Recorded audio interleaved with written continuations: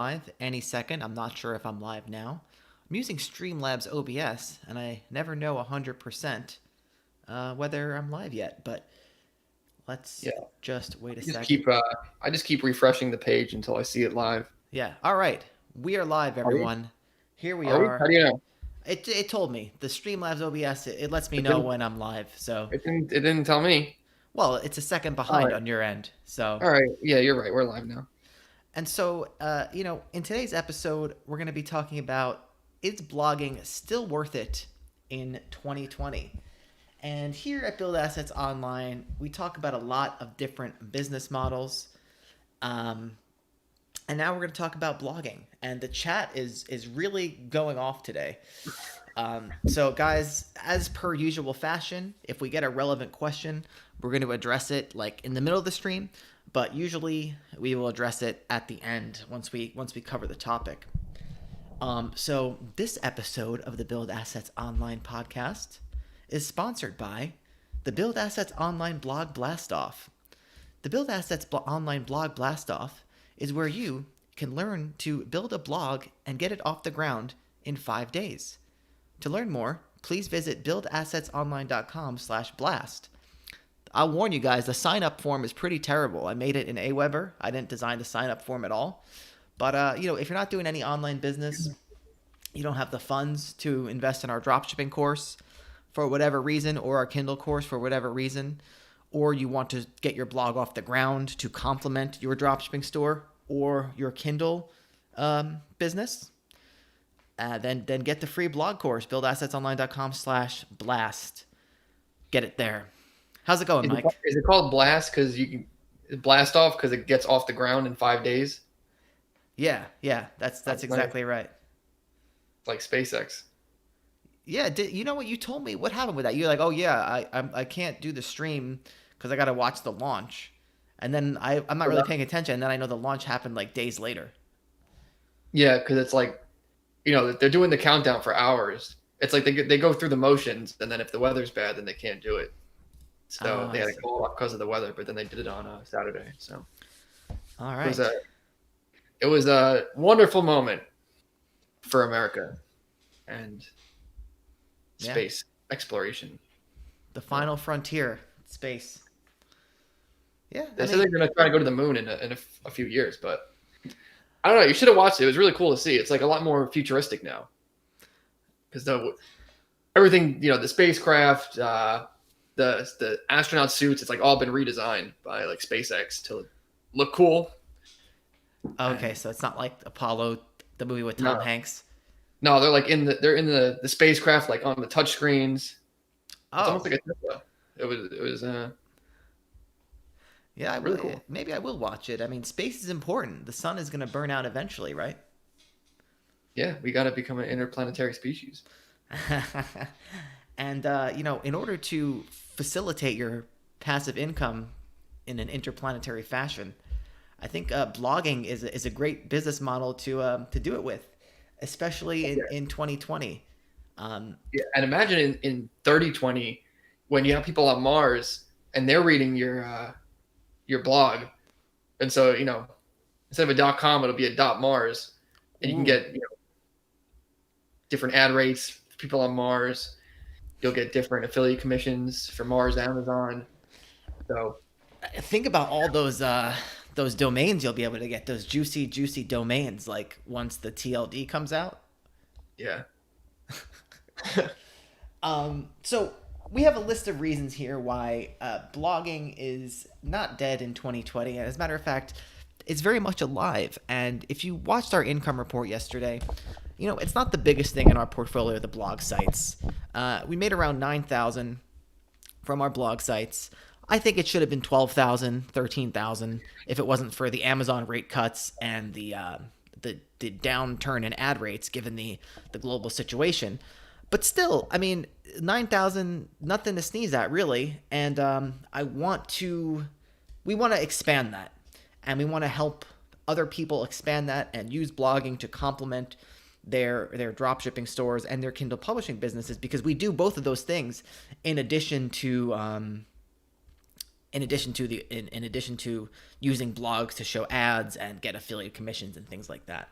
So the first point I want to make about why I think blogging is not dead in 2020, and I think it is a great business model to undertake, is because there's no real such thing as failure with a blog. I want to show you guys a screenshot here. So this is the first blog that I ever started, that we ever started together. And, our dropshipping stores were, this is Ahrefs, by the way. It's not reflective of the actual traffic. I think this site gets close to 200,000 visits a month, around there. So it's not actually, it gets way more than 47,000 a month. This is just Ahrefs, which underestimates it pretty greatly. But you could see here, and maybe you can't see because the graph isn't that, it doesn't show it as dramatically as it used to when the graph was smaller. But you can see that when we first started this, there was a huge spike up, and then there was pretty much a crash. And, for months, I thought this site was done. I thought this site was done. I thought it was toast. I haven't looked at this graph in so long, and it reminds me of like Amazon stock. If you look at, like when Amazon was around in the beginning, and there was like the .com bust, right, and like everything went down. But if you look at that in respective to like Amazon's whole history, you can barely even see it. Yeah. And so at that, in the beginning, when you can kind of see the graph going up and up and up, like right in the beginning, how it kind of shoots up and then it starts to dip back down again. Yeah. We thought it was all over at that point. Yeah. Yeah. At first we thought we figured it out. We were about to be ranking and banking. And then it changed literally the next day. And we started falling into despair for a good year or two. Deep despair. I remember, I'll never forget. So when we, this was like I said, this was the first site that we ever made, like a first WordPress site. And when we first started it, I'll never forget. I was sitting on the couch, and it was like this. There was like a week where it was going up, and I was watching Planet of the Apes for my first time, which is actually, it ended up being one of my favorite movies, Planet of the Apes, like the new modern ones. I really like them. But I remember I was sitting on the couch and I looked at my live visitors list and I was like, oh my God, we're going to hit 1,000 visitors in one day. And I was so pumped because every other, like, you don't understand. It was like 5 months of checking the stats and like 0 visitors, 2 visitors. And then it happened out of nowhere. And I remember I was watching Planet of the Apes, but then over the next few days, it just went straight down to like 1,000 visitors a day to like 200 visitors a day. And yeah, like you said, Mike, we tried to figure out what was going wrong for like 2 years, and then we cracked it, and now the site's on the up and up, and now it gets. I mean, let me check how many. Like I said, it gets probably between 4,000 and 7,000 hits a day. So that's good. Yeah. People don't realize the years that were taken off of your life in this little valley right here between 2017 and 2019. Yeah. But this is blood, sweat, and tears. That's actually when I went bald, believe it or not. It all happened in those 2 years. And now you just give it away for free. Yeah, now you can get it for free in the Build Assets Online Blog Blastoff. And you know what's funny? In the Blog Blastoff, it's a free course. We keep it so simple that I was looking at it in such a complicated way, but in the Blastoff course, I just dumbed it down to where like that's literally all I do on the sites. I mean, yeah, there are some more advanced things that we could talk about, but yeah, just go grab the Blog Blastoff. So the point go ahead. Tim Skells wants to know what the problem was.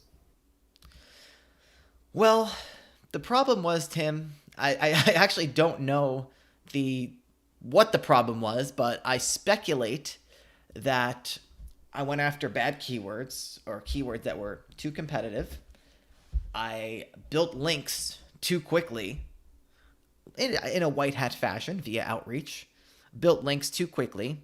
And so as the site came out of the sandbox, it went up, up, up, up, up. And then Google was like, and I guess maybe Google saw the link velocity slowed down, or maybe it kind of said, oh, too many links coming in at once. And then it just, all those highly competitive keywords I was ranking for just shot right back down.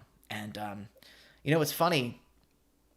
Uh, Now, some of those highly competitive keywords that I didn't realize I didn't like. I was trying to figure out why we lost ranking for them. Have come back with no link building.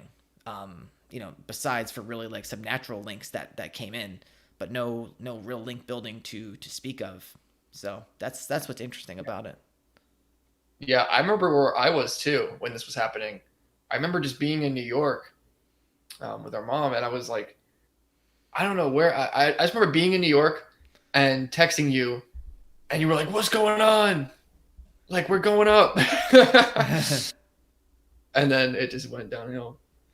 But that's I guess back to the point of you can't really fail with a blog site, and this is really a great example because during this little dip, until we started working with John and really honing in on like the main things that we do now, you would go through a phase of every month you thought it was something else. You'd be like, oh, I figured it out. It's the juice. Oh, I figured it out. It's the internal linking. Oh, I figured it out. It's the silos. So yeah.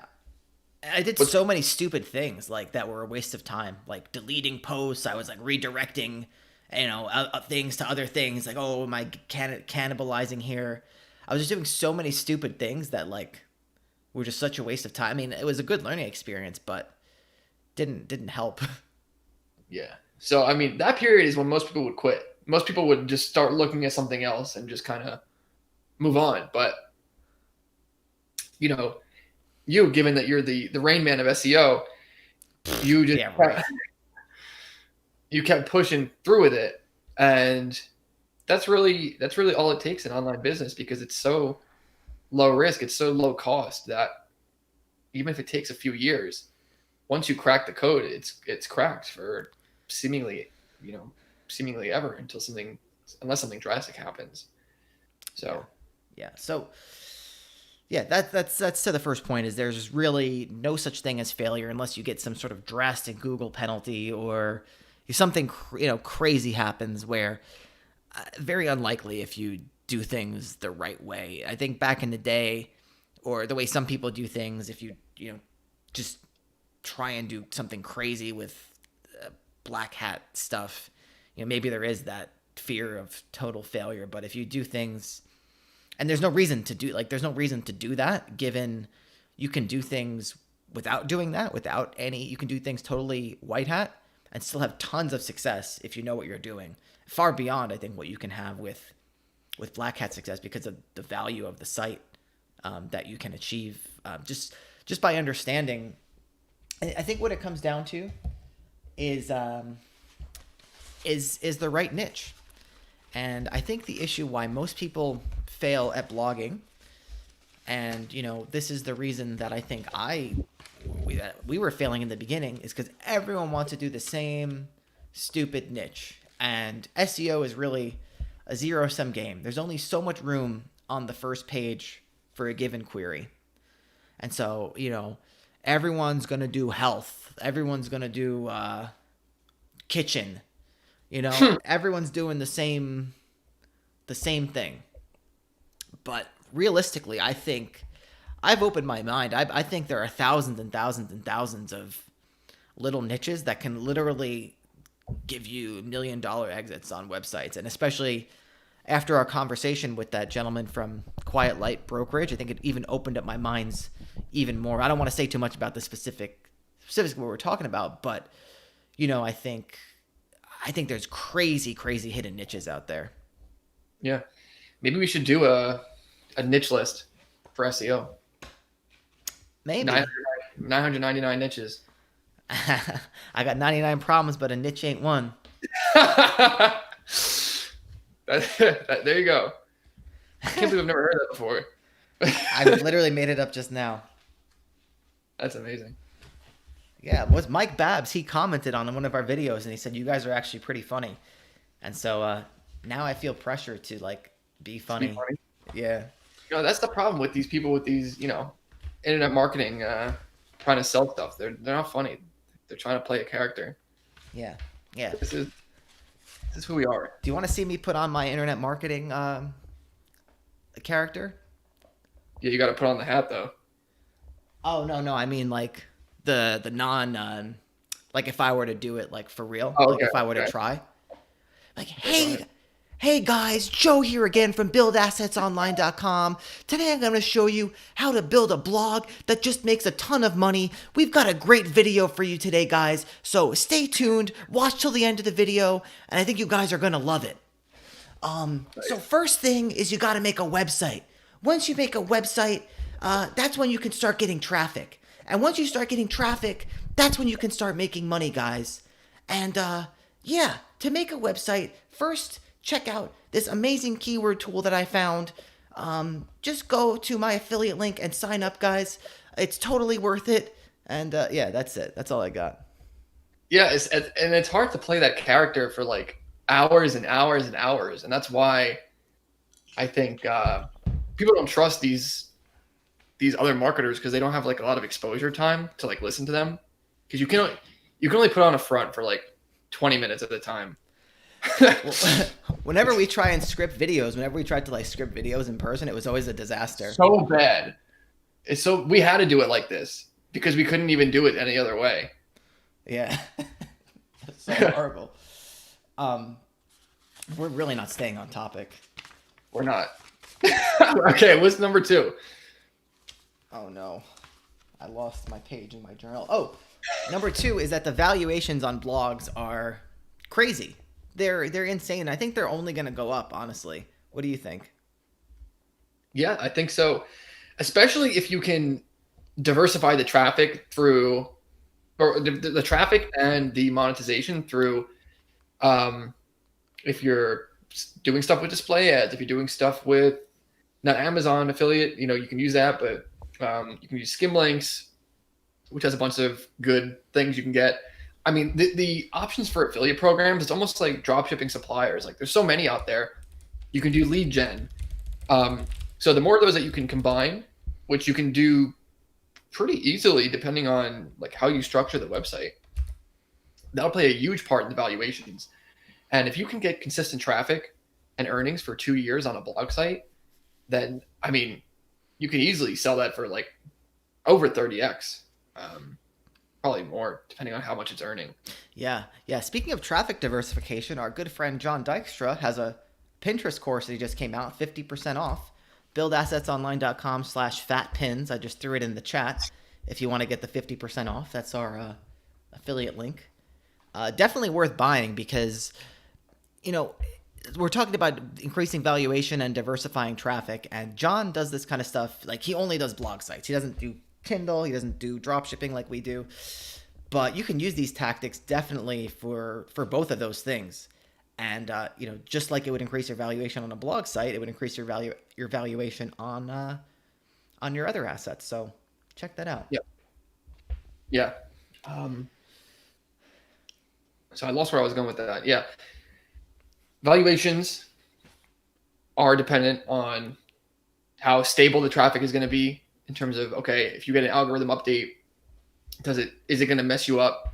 So I think that's also, it plays into the keyword strategy as well, because like we saw in the graph in the beginning, we had just learned, okay, you go after, best X versus Y, like these super generic, super competitive keywords. And in reality, it's actually a really bad thing to exclusively do that for just like things that are too competitive, because if you lose one of those spots, you can potentially lose a good amount of your revenue. There's probably people who make a lot of money right now, but all their revenue is hinged on one post. Yeah. So it's not even just about like one traffic source being like, say, like Google organic search. It's about how many posts are those going to? because it's unlikely for, if you have thousands and thousands of posts getting traffic, it's like an index portfolio. If one thing goes down, another thing might go up just because of the algorithm update. So it actually prevents any sort of algorithm issue unless you get like a manual penalty. Yeah, that's what a lot of people don't realize about like the Google updates. It seems like every month now, people are talking about the Google updates, and I got hit by a Google update. But the thing is like the more pages you have, the more long tail pages you have, the less those Google updates are going to affect you. I mean, no matter what the Google update is, if you are the most relevant post in a whole set of queries, that you're the most relevant post for that keyword. So you're not going to get, hit in the same way as if you're trying to compete on, like, I don't know, best peanut butter or something. Yeah. And it makes so much sense. So people, like, when they're ranking for these big terms, sometimes it's almost out of luck just because of the time that they did everything and the nature of the algorithm at that moment. But if you're trying to rank for best peanut butter, I'm sure there's 1,000 other posts for best peanut butter that are just as worthy of taking that top page. So you're actually not providing any real value to Google by making a best peanut butter page. But if you're providing like a detailed, if you're answering a specific query, no one answering, or say like 5 people are answering, what are they going to do? What is the algorithm update going to do? Are they going to show something less relevant? No, they're tweaking their algorithm to make searches more relevant, make searchers happier. And so you're not going to be affected by just following things like KGR and, like the autocomplete stuff. It does really make you a lot more safe from updates. Yeah. So what else do I have on the? I honestly just had those 2 points. Blogging is not dead in 2020, and I think especially with the whole Mars situation that you mentioned, I think it's only going to increase because as we colonize Mars, there's going to be even more queries in Google that people are going to be searching for. Because think about it, it's like a whole new landscape. It's like, we got to learn like the best places on Mars to go hiking and like, best spots to build like a sandcastle on Mars. And there's going to be billions and billions of keywords popping up about that as we get into the space age. Then yeah, you might as well start now. Yeah. But I do want to talk about the best way to build a blog in 2020 and when you should do it, because I think that is really the key here. Even though it's a great business model, it's totally passive. Building a blog is a lot of hard work, and it takes a lot of consistent work, and that's where the problem lies. Is that if you think you're just gonna write 10 posts and 20 posts, 30 posts, and just that's it, you're done, you're not gonna get anywhere. Like, you have to do a lot of stuff consistently over the long term to succeed at it, and that's one of the reasons why I really like to work with a full-time writer, because no matter what I do, she has a huge list of keywords to work on. No matter what I do, she's going to do that and she's going to publish that. And I can literally go and, I don't know, you have other stuff to do. Maybe you have a full-time job, or, we're running dropshipping businesses. We're doing this podcast. Stuff is going to come up during the day. I only have so much time between all of the daily tasks that I have to do to write a blog post. But if someone is dedicated to pumping out blog content day in and day out for you, I think that's the best case scenario and should be the ultimate goal. And Teeth Health Central says, I have one blog review post that has made me over 35K since December 2018. Sadly, it burned me down and I lost motivation. I think you told me that blog post is not profitable anymore, and that's exactly what we're kind of talking about. Is you're kind of reliant on one post or one affiliate program, and that's always going to be an issue. But so yeah, I think it's one of those things where you have to really be in it for the long haul. Don't expect that you're going to start blogging and quit your job as fast as you can with drop shipping. Hmm. But I think that's where a lot of people go wrong, because people sell courses that basically tell them make 20 posts or make 50 posts and then build links and then you'll be good. And that's why people fail, is because they're expecting to put out a certain amount of content, and if they have to do any more than that, and I mean, why not put out, instead of 50, why not put out 500, why not put out 5,000? Because eventually you should see those returns if you're doing things correctly, even over the long haul. If you have money to invest, like if you put out 5,000 posts of like KGR articles, do you think you'd make that money back in 5 years? Yeah, and I think that's how you have to look at it. Is you have to stop looking at it from the frame of mind of I'm gonna make this money back this month or even in 3 months.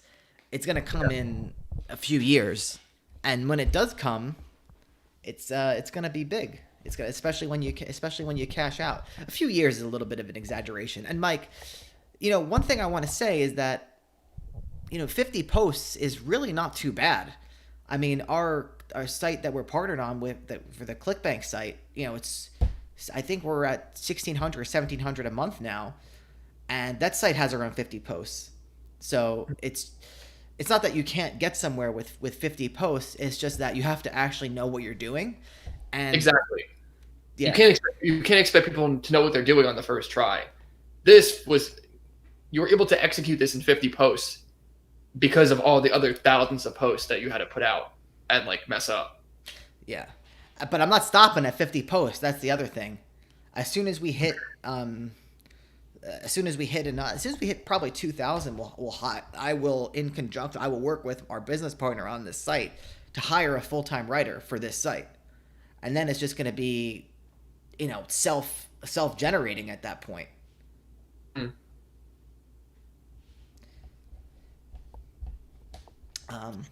So yeah, this is really. I'll say answer Michael Lacko. I was just making a point. 5,000 in 5 years is probably a lot of posts every. Well, I mean, you could do it if you had like one or two writers on staff. Well, let's see. Our writer is she. Let me tell you something. She's writing like a wild beast right now. Well, she's been doing 5,000 seems pretty aggressive, but she's been doing at least like 5 or 7 posts a day. So say she does 7 a day for 5 days a week. That's like 140 posts a month times 12. That's 1,680 posts in a year, in a normal work week. So, I mean, whatever. Yeah. I'm just making a point. Yeah. So, because I mean, at some point you're going to start making that money back, and at some point your monthly expenses are going to be less than your monthly profits. So it's like that graph is going to keep going up and up in terms of where what is it, your red line, your bottom line is, and you can keep hiring writers or doing whatever. That with this business model, I guess the sky is the limit, because I mean, look at there's a lot of big media companies that this is what they do. They publish news, they publish whatever, and they just publish it in such mass that it's become a behemoth. And so that's one way to make money. But it can work in 50 posts, it can work in 100 posts, but you just have to know what you're doing, and you have to be willing to play the long game. That's like the 10x mindset. You have to expect that what you're doing is actually going to be 10 times harder than you think it is. And so you just need to prepare for that. I hope you have a good success in 50 posts. But like Joe, for that site to have 50 posts and to be earning what it is in 6 months or however old it is exceptional. Because we used to have to wait 6 months for sites to even get traffic at all. But now we know how to do it where sites can get traffic much quicker, because we're not trying to compete on the first page for the best peanut butter for dogs. Well, yeah, for sure. That might be a good one though for dogs. I'm sure. Don't make me look it up. Yeah, no, we're not trying to compete for best peanut butter for Let me see what comes up here. Lucky Best peanut butter. now. You're right. Best peanut butter for dogs is the first one. And yeah, we're not trying to compete with that. We're not trying to compete with that. You can compete for best peanut butter for people allergic to peanuts. Or best peanut butter substitute. Substitute. Best peanut butter substitute for Weight Watchers. That's an interesting one. Boom. So if you're on Weight Watchers, yeah.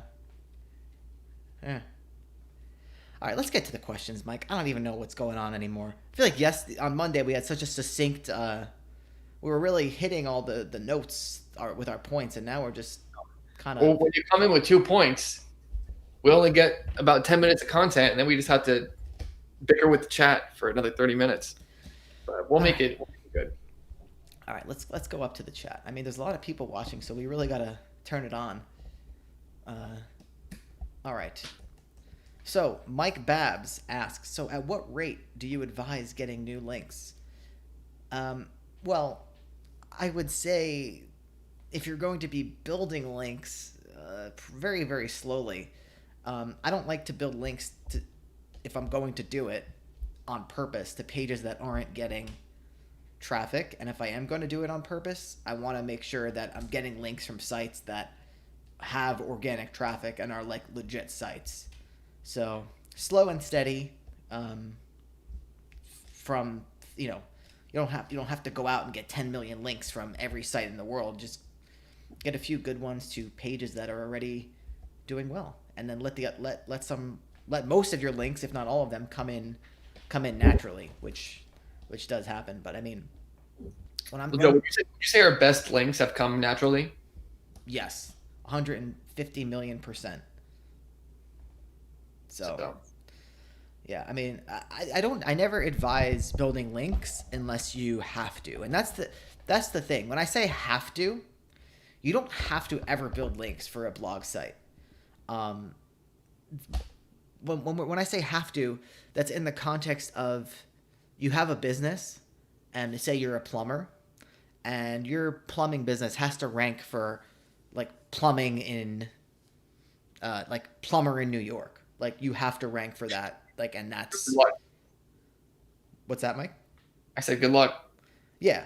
Like that's a whole different ballgame than building a blog site. And I think that's where a lot of people new to doing blogs and new to doing SEO get confused, is they don't think about it from the perspective. When you said I'm the SEO Rain Man, I'm really not. I'm far from it, because the real SEO Rain Men that's the kind of problems they're tackling, is they're trying to rank their clients for best plumber or for plumber in New York or something.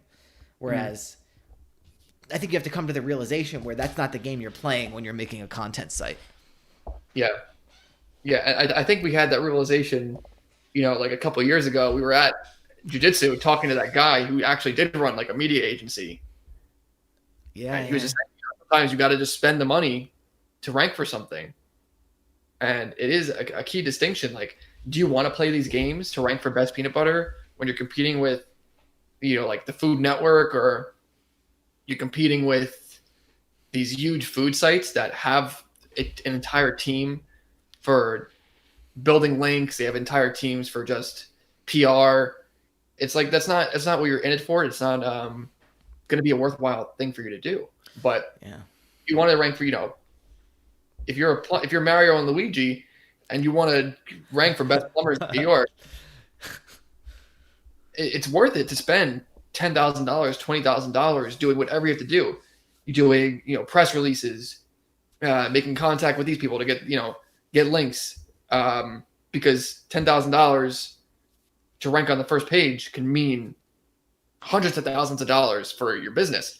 But when it comes to making a blog site, just as a person in their house trying to make some money, it's not a worthwhile endeavor most of the time.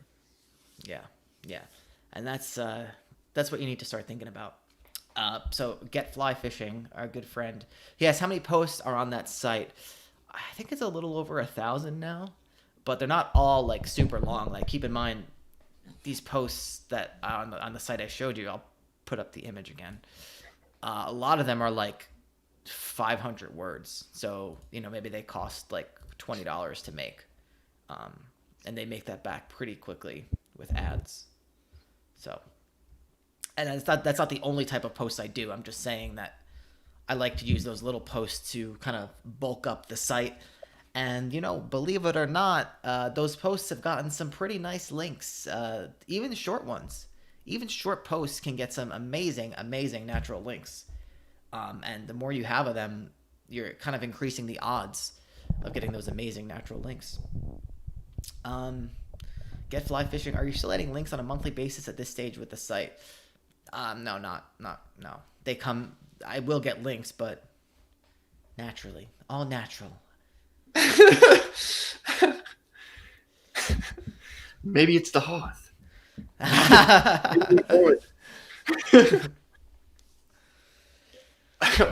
What was I gonna say, Joe? Are you going in each month and like disavowing links? No, but maybe I should, because I'm seeing a lot of spammy ones pop up. But no, I'm not doing that. Okay. Do you recommend that for someone to do? I don't know. I never really did it. I don't think it's necessary. I mean, maybe at some point, but I don't know.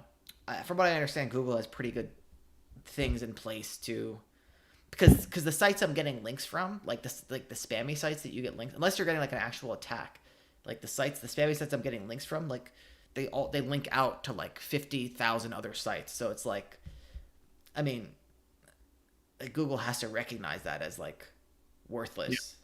So then, not. I mean, it doesn't seem like it's affecting us, but no, I've never. The only time I ever disavowed links was that first, in that months during the dip.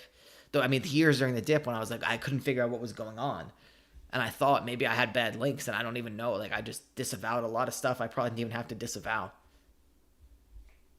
I mean, that's the problem with SEO, is like there's so many different things that it takes a very long time to actually understand them all and like know what to actually focus on.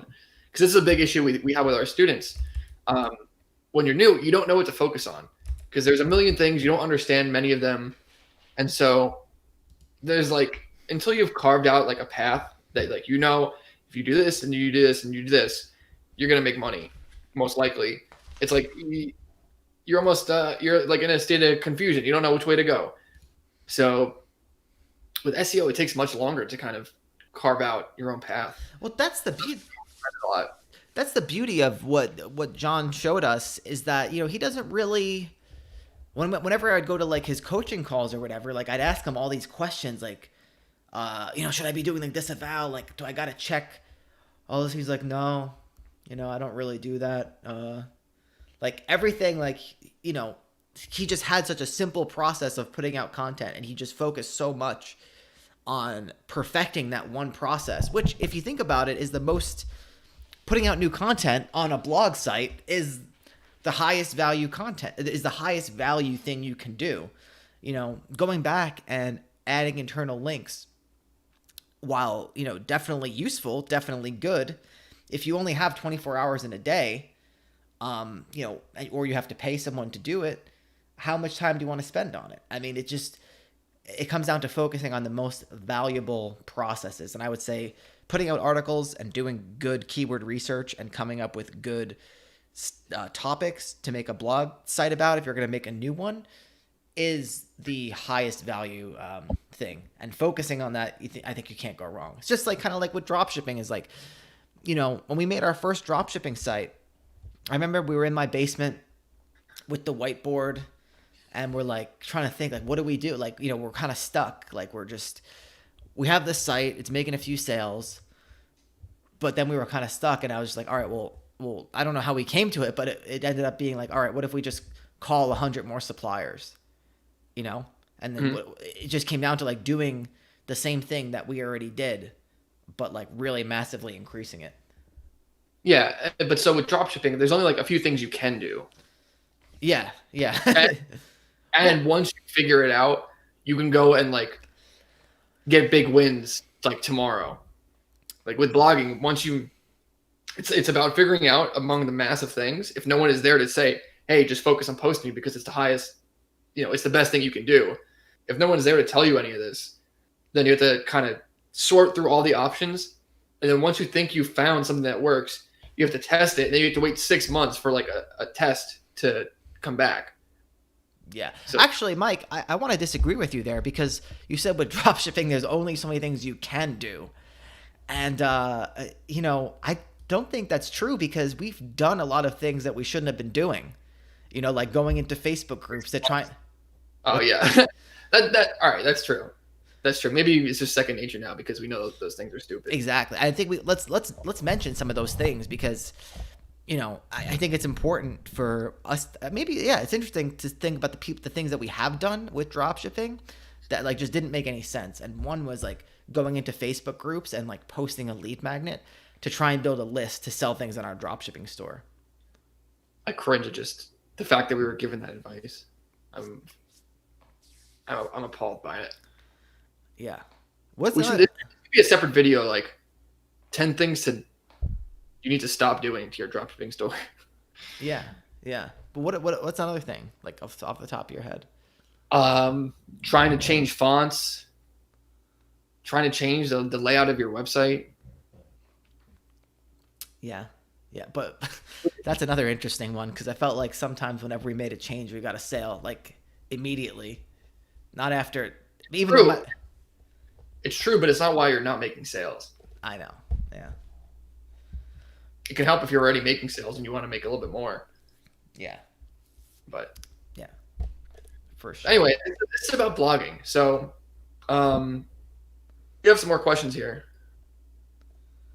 I think Tim is next. Even though it divides my focus, this is the reason that I am starting a blog and a dropshipping store at the same time for short-term money and long-term money. I mean, as long as you could stay focused on both consistently, then you should be fine.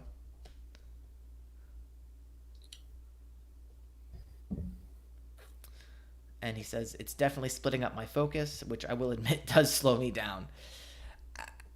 I would just recommend just doing the dropshipping store first, man. Just get that first sale and then make your first blog post. And then automate both.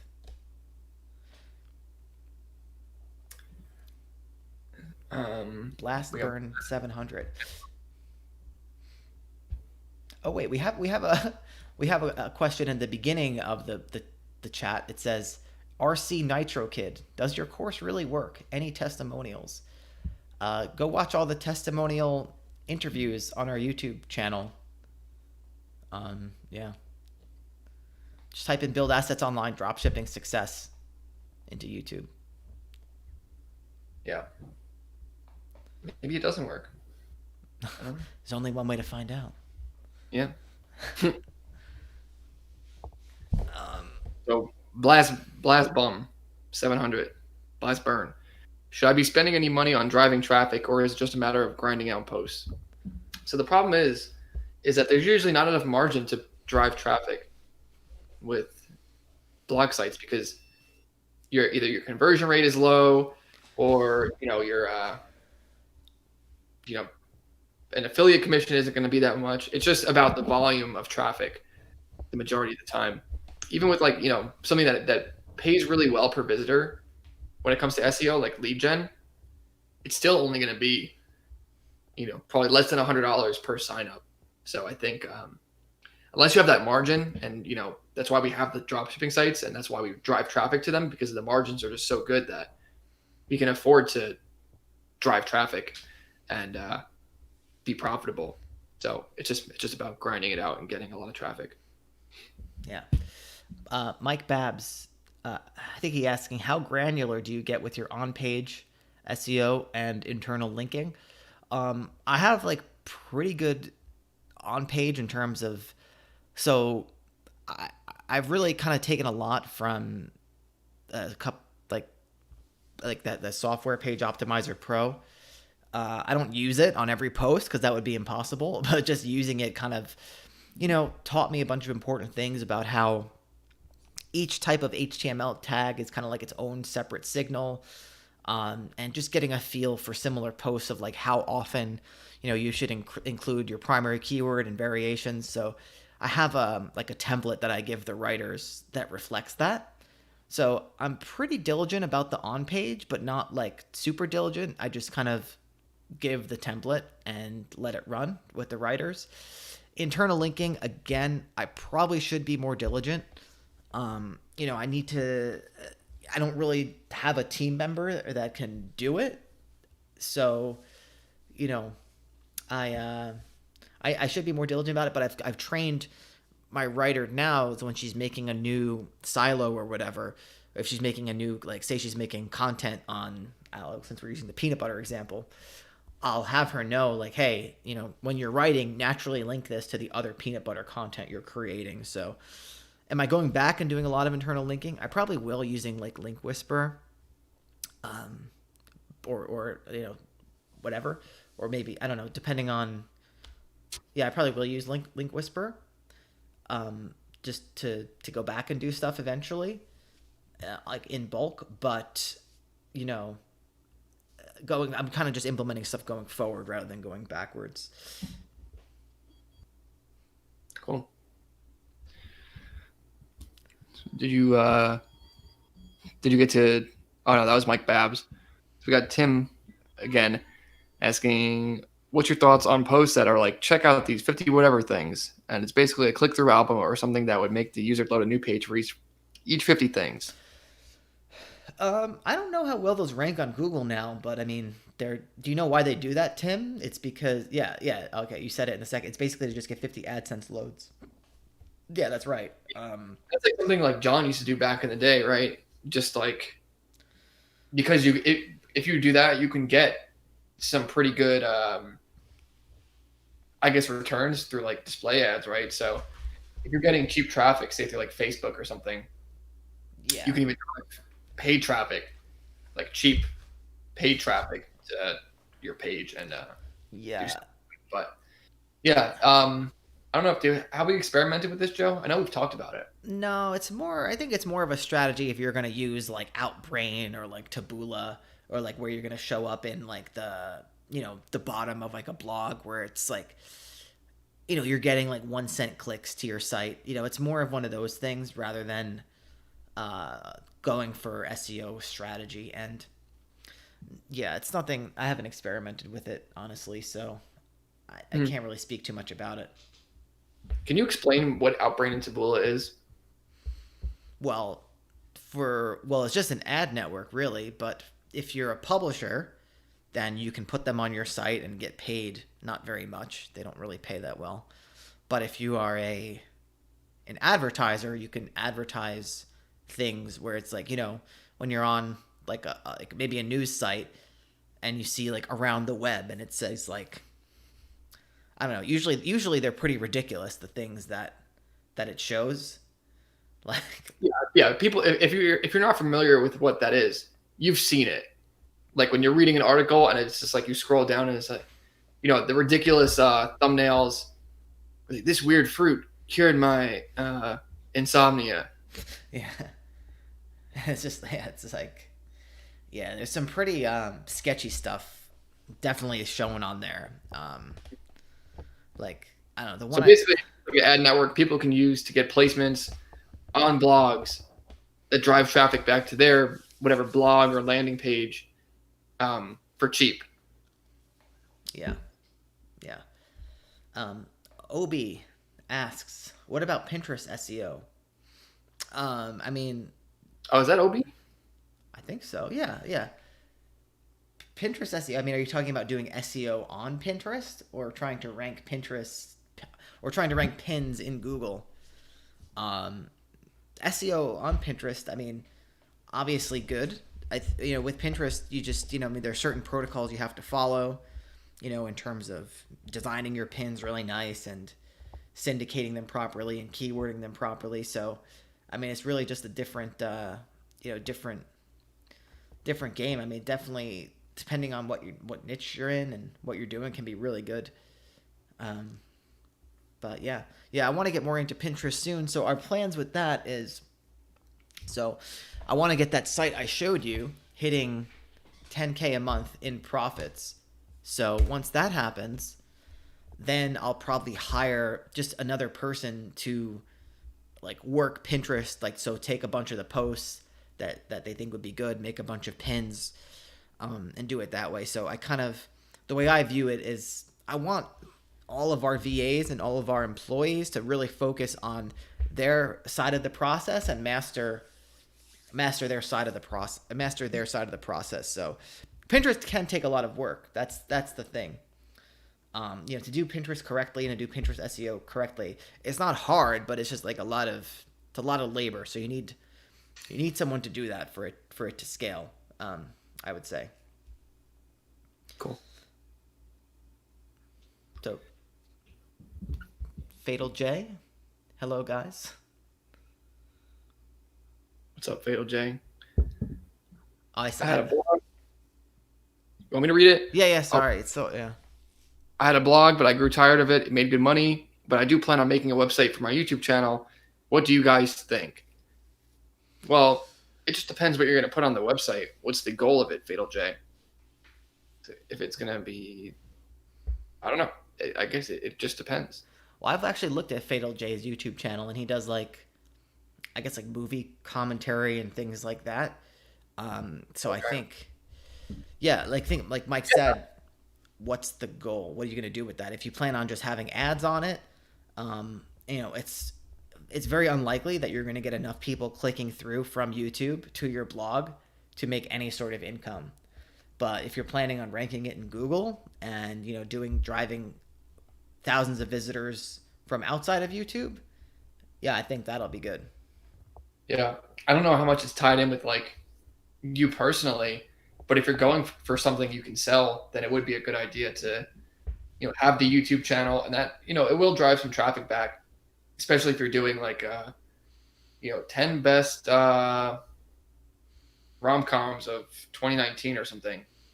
And then you do like, you do 5 of them and then the other 5 are on your website. Something like that. But really it can only be monetized with like ads, I guess. Or, you can link to Amazon for DVDs.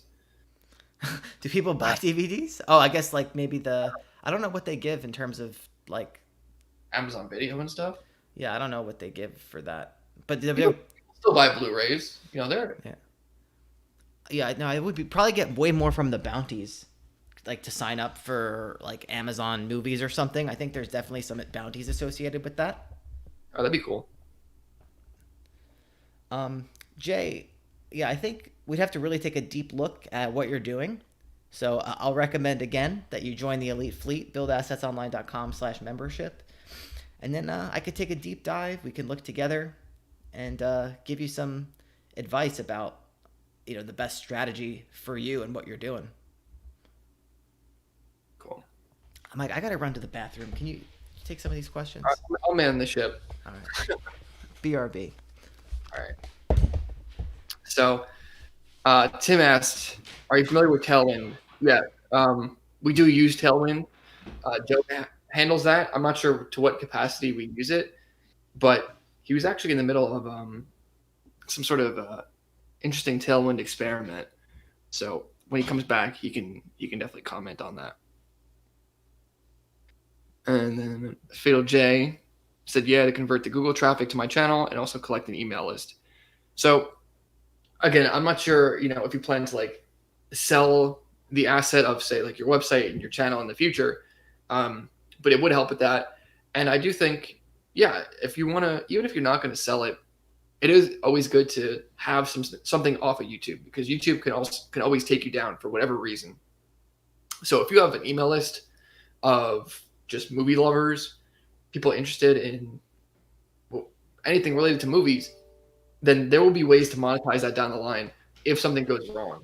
So yeah, it's not just about selling, it's about kind of preserving your hard work and making sure that the audience that you're capturing stays with you.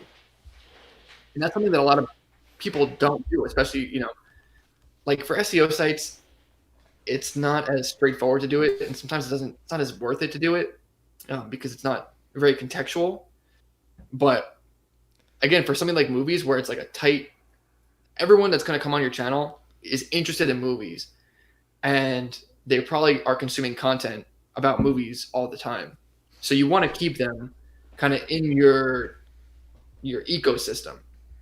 So in that case, yes, you do want to keep as much whenever traffic comes to you through YouTube, you want to get them onto your email list or on your blog so that whenever you put out something new, you can keep marketing to them and they're going to keep watching it. And it's kind of like this vicious cycle that we talk about a lot with Kindle. So you can do the same thing there. Joe, Tim wanted to know about Tailwind. I told him you were doing an experiment with it. Oh, yeah. Are you familiar with Tailwind? Yes.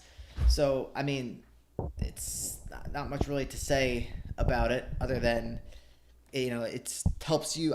What I was trying to do, and it kind of worked on a new site. It didn't get the numbers I was hoping for. So I was hoping that if I joined like 100 Tailwind tribes and just scheduled stuff to like as many tribes as possible, so I paid for their like premium thing on one site, that it would have like a massive impact in traffic. And I didn't. I mean, the new site gets like 40 or so Pinterest visitors a day now. That happened over the course of like 2 months or something. But I think the content is just not relevant enough. So, but I think if I was doing like something Pinterest friendly, like crafting or like recipes or something like that, then it would be a lot more effective. But no, I think if you are going to use Pinterest, Tailwind is definitely like you pretty much, it's pretty much a requirement to get off the ground via the tribes. And we actually talk about that in our free blog course, buildassetsonline.com/blast. Yeah, it's pretty much a requirement for using Pinterest as far as I'm concerned. If you try and do it without Tailwind, just the amount of time you'll spend is way too high, Yeah.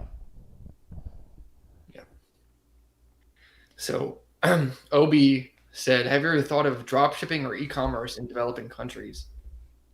Well, Obi, to be honest, I think that would be a terrible idea because for one, we don't speak the language, so it'd be hard to really connect with these people. And secondly, if they're developing, they're not going to have good infrastructure. They're not going to have a lot of people willing to spend a lot of money on like high ticket items. It's just not worth it for really any reason when we can just easily get suppliers in the US and easily beat someone like Home Depot or like top e-commerce stores. We can steal sales from them. So I'm not worried about trying to find like some super untapped space in e-commerce. It's not a factor. You're better off going where there is good infrastructure, there is good people that understand dropshipping, and you can actually like communicate with your customers in whatever language they speak. Yeah, I agree with that, Mike. I mean, it also comes down to process. Like, there's no point. Like, have we maxed out what we can do here in the U.S.? No, not even close. So I don't want to add another layer of complexity to anything we're doing. Really, I'm trying to make it less complex. Facts. Yes, Fatal J says, smash that like button. Yes, please do that. And he says, yeah, when I had my blog, Pinterest brought tons of traffic, but what sucks is the traffic didn't convert into buyers. I mean, I don't know what you were selling, but I mean, it become. I think Fatal J, in your niche, which seemed to be like movie and show related, it's going to be purely ad revenue. Mike was talking about DVDs and Blu-rays and stuff like that, and I was talking about Amazon bounties. But there's not much to sell. It's going to be ad revenue. So you got to be driving a ton of traffic to your blog, which is possible. I mean, very, very doable. Sites with ads are what we're going for going forward. I mean, I'm looking at ad revenue to be our primary monetization method in 2020 and 2021. Right now, affiliate stuff is higher, but I want ad revenue to be our highest monetization method because I think it actually sells better as well. So, what do you mean it sells better? Oh, like the website will sell better. Yeah, because I think it's if you have so much of your revenue in Amazon affiliate versus if you have so much of your revenue in one ad network, it's much easier to change an ad network than something happens with Amazon affiliate. There's nothing you can do. Posts. Yeah. Yeah. Or if For you can sure. even find replacements for Amazon, Hmm. Yeah, if you get an issue with an ad network, then you can just go to another one Yeah. basically the next day. So So I want to bring something up, Mike, as we hit the hour mark. We are going to be running YouTube ads soon. We're going to be the YouTube gurus, so you guys might see us in the ad stream. yeah, so definitely smash that like button when you see that. And sign up for Yeah, the webinar. yeah, we'll be running a webinar soon. So if you feel free to hop on it, and I don't know when that's going to be. I don't know if we scheduled a day yet, but Well, I got have it. the. We got to do it. What's that? So we got to do it. I have the ads ready. I mean, we just got to turn them on. Yeah, So it's going to happen. yeah. So All right. before we end it, Obi asked, do you bank and incorporate offshore to decrease your corporate tax? No. It's too complicated. I don't know. We do what our accountant says. So Yeah. that's really the beginning and the end of it. But he has not given us back our taxes yet. So Yeah. I'm gonna give him a call actually. Oh Very, wow. 2 calls in 1 week, 2 weeks. well, guess what? He said I'm gonna be giving your taxes over to you this weekend or Monday, and guess what? It's not here. So that warrants another call. I like that.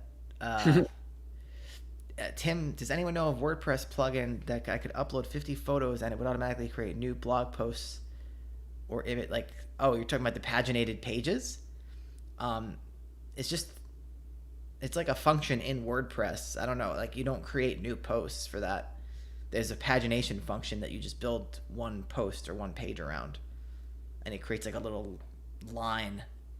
And you can put the images, like stack them up and then paginate them. So if you're trying to do that, 50 photos of blah blah blah, 50 photos of Kim Kardashian that make you say wow. We should do a blog post, Joe. 50 photos of dropshipping that make you want to quit your job. Yeah, 50 Shopify sales photos that make you want to quit your job.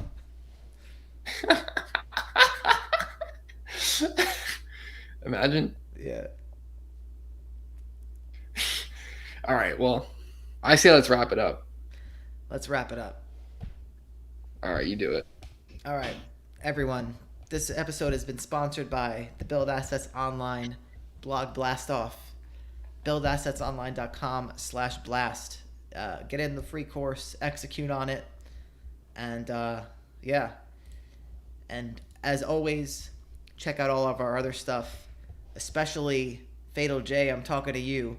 The Build Assets Online Elite Fleet. BuildAssetsOnline.com/membership.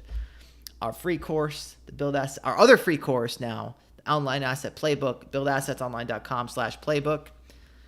Our Kindle course. How many free courses we got to give out, Joe? I don't know. It's not good enough. Do you get results? Do we have testimonials? No matter what we do, it's never going to be good enough.